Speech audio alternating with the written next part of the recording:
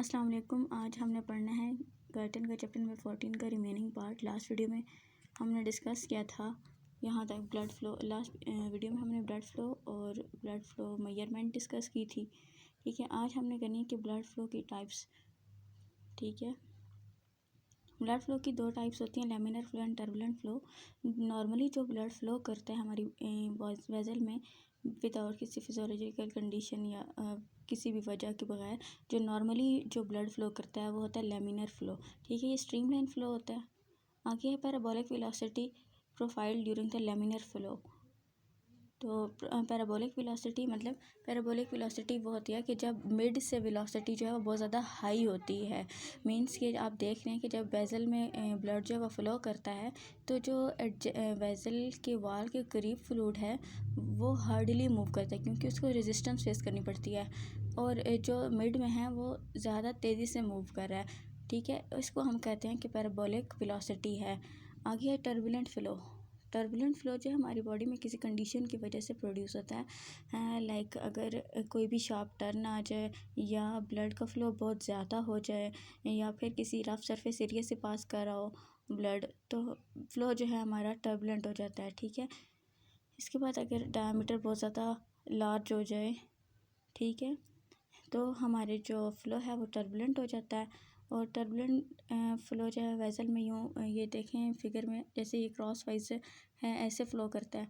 Means कि आप ऐसी एग्जांपल ले लो कि एक समुंदर है, उसमें पानी जो है वो स्ट्रीम लाइन जो है वो फ़्लो कर रहा है। ठीक है, उसमें जैसे ही आप कोई पत्थर वगैरह फेंकते हो तो उसमें क्या प्रोड्यूस होता है, वर्ल्स से प्रोड्यूस एडी करंट प्रोड्यूस होता है। ठीक है, उसको कोई रिस्ट्रिक्शन मिलती है तो एडी करंट प्रोड्यूस होता है। बिल्कुल हमारे ब्लड का भी यही हिसाब है कि जैसे ही इसको कोई रिस्ट्रिक्शन मिलती है या कोई ऑब्स्ट्रक्शन वगैरह, कोई शार्प टर्न या कोई भी रेजिस्टेंस किसी टाइप की आती है इसके सामने, तो ये क्या करता है, तो ये उससे टकरा के वॉल्स प्रोड्यूस करता है। ठीक है, एडी करंट्स प्रोड्यूस होते हैं इसमें। तो टर्बुलेंट फ़्लो जो है किस चीज़ पर डिपेंड करता है, वेलोसिटी पर डिपेंड करता है, डायमीटर पर और डेंसिटी पर। ठीक है, अगर ये चीज़ें ज़्यादा हैं, वेलोसिटी, डायमीटर एंड डेंसिटी, तो टर्बुलेंस फ्लो ज़्यादा होगा। लेकिन अगर विस्कोसिटी ज़्यादा है तो टर्बुलेंस फ्लो कम होगा। उसके इनडायरेक्ट प्रोपोर्शन होता है, इन्वर्सली प्रोपोर्शन होता है। तो आगे रेनॉल्ड्स नंबर के बारे में। रेनॉल्ड्स नंबर क्या होता है कि ये मेजर करता है टर्बुलेंस फ्लो की टेंडेंसी को मेजर करता है। ठीक है, जो टर्बुलेंस अकर होती है फ्लूइड में उसकी टेंडेंसी को मेजर करता है। ठीक है, रेनॉल्ड्स नंबर क्या होता है, वेलोसिटी डायरेक्टली प्रोपोर्शन होता है, ये भी वेलोसिटी, डायमीटर एंड डेंसिटी के, और इन्वर्सली प्रोपोर्शन होता है टू द विस्कोसिटी के। ठीक है, आगे यहाँ पे और भी कंडीशन बताई हुई हैं कि रेनॉल्ड्स नंबर यहाँ पे बताया हुआ है कि इस पैराग्राफ में कि 200 to 400 जो है नॉर्मली आई लार्ज होता है, लेकिन अगर ये थाउजेंड्स में लार्ज हो जाए तो टर्बुलेंस जो है वहाँ पे प्रोड्यूस होती है। अब टर्बुलेंस की यहाँ पे और भी कंडीशन लिखी हुई है कि high velocity of the blood flow, pulsatile nature of the flow, और डायमीटर ज़्यादा हो और लार्ज वेजल डायमीटर। ठीक है, और स्मॉल वेजल में रेनॉल्ड्स नंबर बिल्कुल ज़ीरो होता है, तो टर्बुलेंस भी नहीं प्रोड्यूस होता स्मॉल स्मॉल डायमीटर में, स्मॉल वेजल में। ठीक है, आगे हमारे पास ब्लड प्रेशर को हम मेजर करते हैं बेसिकली ऑफ मरकरी में मेजर करते हैं। तो ब्लड प्रेशर असल में होता क्या है, जो फ्लूइड जो है वो वेजल की वाल पे जो ब्लड जो है वो वेजल की वाल पे फोर्स एक्सर्ट करता है, उसको हम कहते हैं ब्लड प्रेशर। ठीक है, अगर हम कहते हैं कि किसी का मतलब वेजल में जो ब्लड प्रेशर अगर 50 mm है, ऑफ मरकरी है, तो 50 मिलीमीटर हाई तक जो है हम मरकरी को मींस के मूव करा सकते हैं, मरकरी कॉलम को पुश कर सकते हैं। ठीक है, इस तरह सेंटीमीटर ऑफ वाटर में भी मेजर किया जाता है। और 1 मिलीमीटर ऑफ मरकरी प्रेशर जो इक्वल होता है 1.36 centimetre of the water pressure. ठीक है, आगे है कि ब्लड प्रेशर को मेजर कैसे करते हैं, ब्लड प्रेशर मेजर करने का मेथड।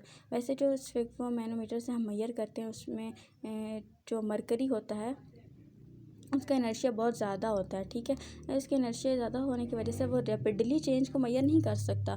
ठीक है, वो स्टडी चेंज को मेजर करता है। इसलिए जो रैपिडली चेंज को मेजर करने के लिए हमें चाहिए होता है ना, वो होता है रैपिडली चेंज को मेजर करने के लिए हमारे पास होता है जी हाई फिडेलिटी मेथड होता है। ठीक है, रैपिडली चेंज को मेजर करने के लिए हमारे पास हाई फिडेलिटी मेथड होता है।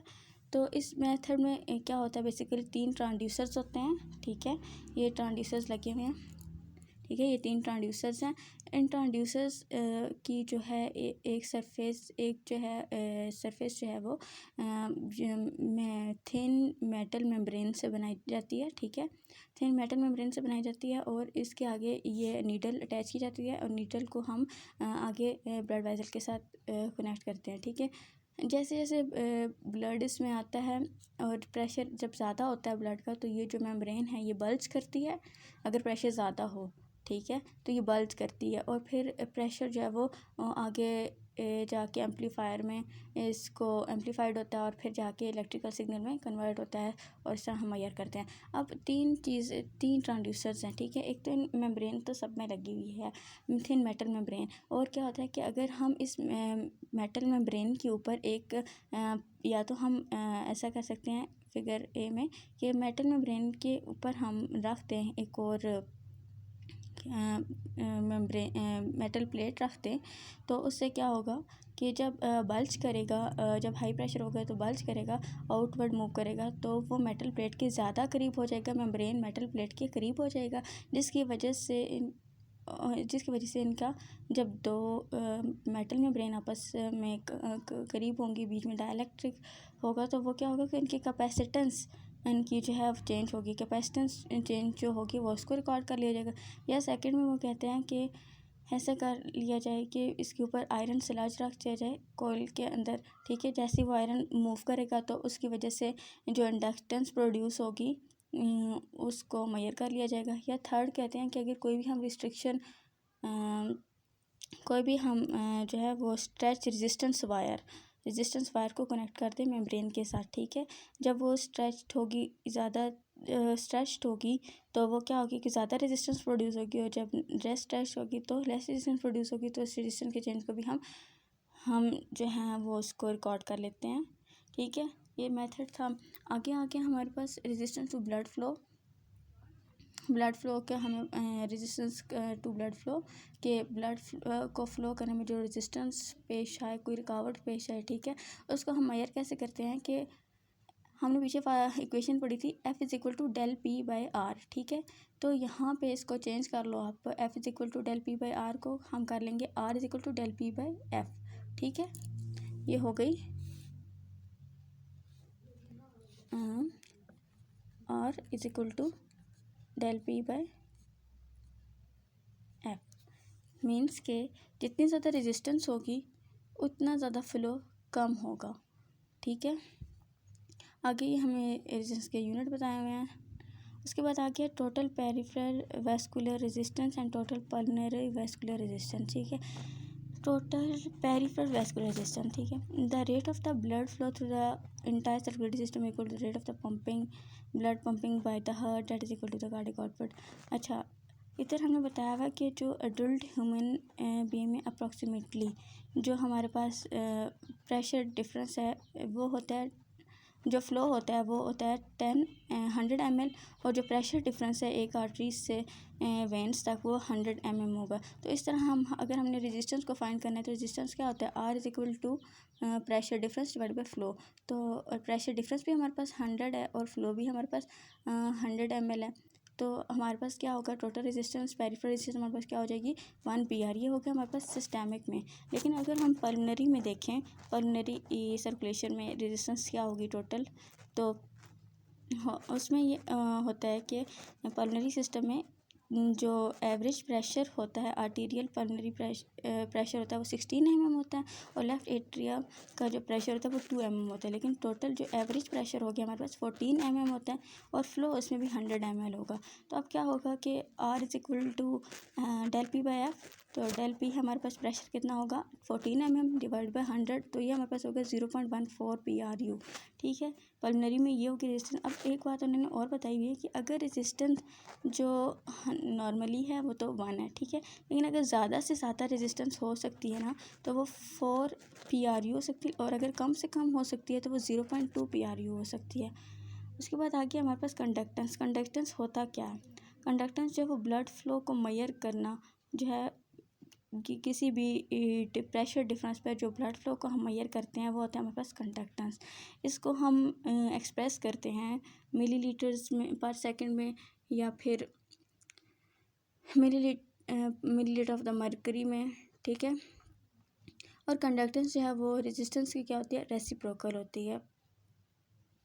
आगे है कि स्मॉल मतलब रेजिस्टेंस कम होगी तो ज़ाहिर सी बात है जब रेजिस्टेंस कम होगी तो फ़्लो ज़्यादा होगा, फ़्लो ज़्यादा होगा तो कंडक्टेंस भी हमारे पास ज़्यादा होगी, ठीक है। आगे small change in the vessel diameter markedly change it's conductance. इसमें यह है कि डायमीटर थोड़ा सा चेंज हो तो कंडक्टेंस बहुत ज़्यादा चेंज हो जाती है, ठीक है। मीन्स के ज़रा सा डायमीटर वेसल का चेंज हुआ तो वो ज़्यादा से ज़्यादा ब्लड को ज़्यादा से ज़्यादा उसमें ब्लड फ्लो करेगा। यहाँ आप डायग्राम देखो कि D1, D2 और D4, ठीक है। इनमें डायमीटर पहले D1 है तो उसमें ब्लड फ्लो 1 मिलीमीटर है, लेकिन डायमीटर 2 है तो 16 और 4 है तो 256 ml। अगर डायमीटर हम जो है 4 टाइम्स करते हैं तो फ़्लो इसका हो जाएगा 256 मिलीलीटर पर मिनट। मीन्स कि हमने डायमीटर तो थोड़ा सा चेंज किया है लेकिन इसका फ़्लो बहुत ज़्यादा हो गया है, ठीक है। मीन्स कि थोड़े से डायमीटर को चेंज करने से ज़्यादा फ्लो होगा जिसकी वजह से कंडक्टेंस भी ज़्यादा हो जाएगा।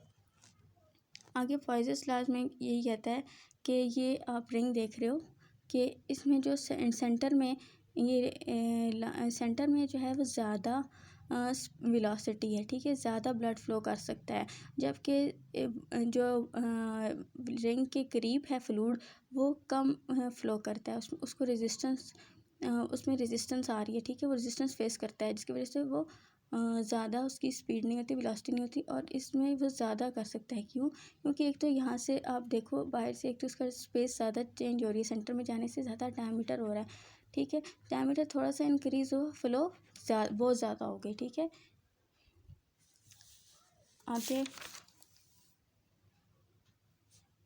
नेक्स्ट ये पॉइजन्स लॉ की इक्वेशन हमें बताई हुई है, F is equal to PR4 divide by 8 viscosity और लेंथ, ठीक है। इस बाकी सबको कांस्टेंट कर लो तो हमारे पास जो फ्लो है वो डायरेक्टली प्रोपोर्शन हो जाएगा R इंटू R4 के, ठीक है।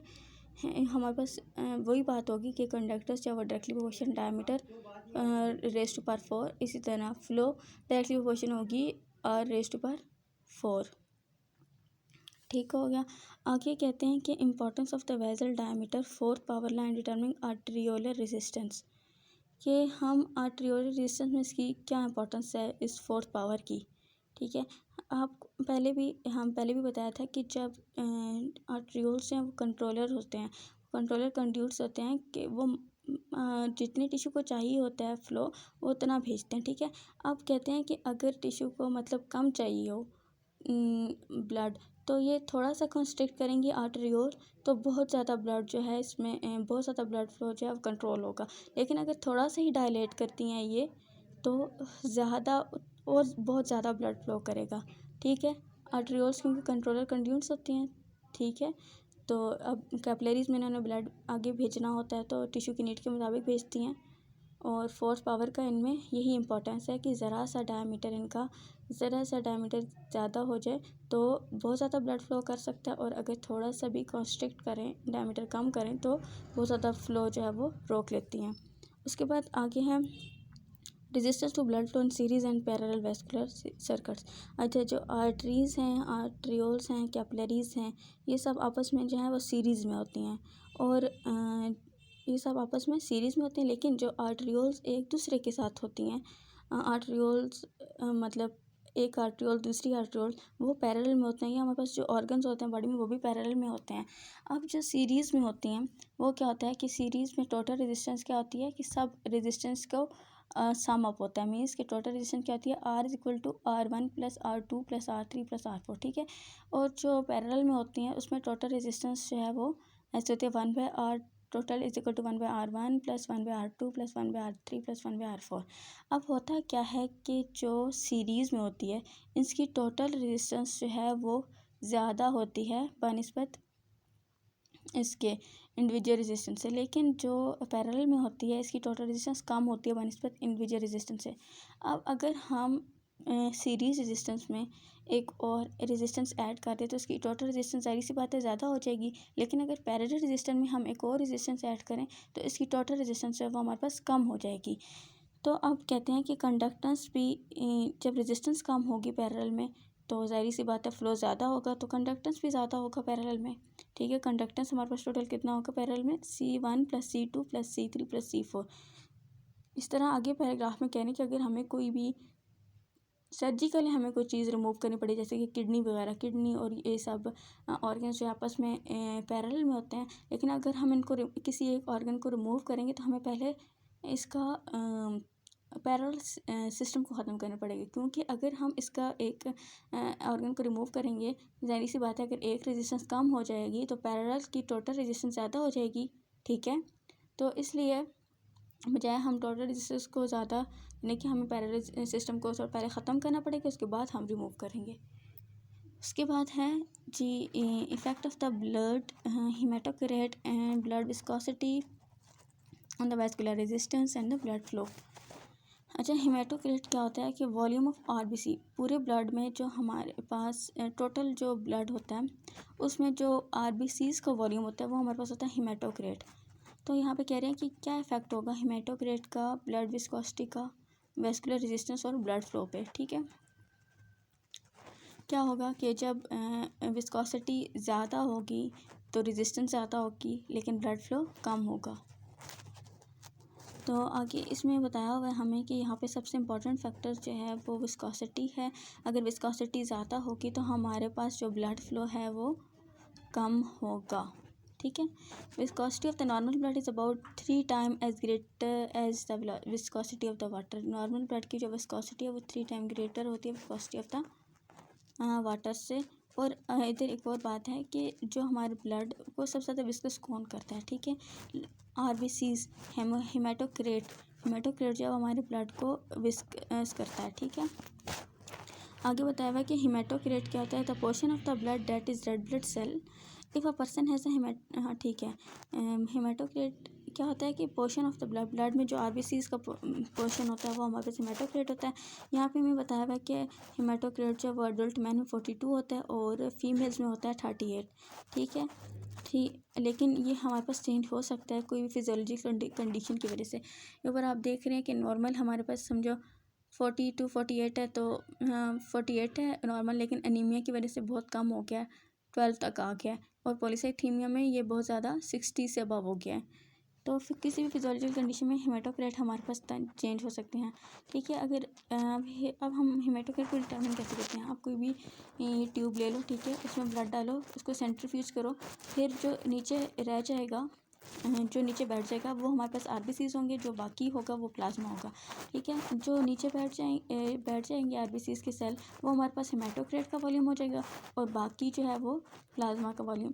मीन्स कि टोटल ब्लड वॉल्यूम में जो आरबीसीज का वॉल्यूम होगा वो हमारे पास होता है haematocrit. Increasing haematocrit markedly increase the blood viscosity.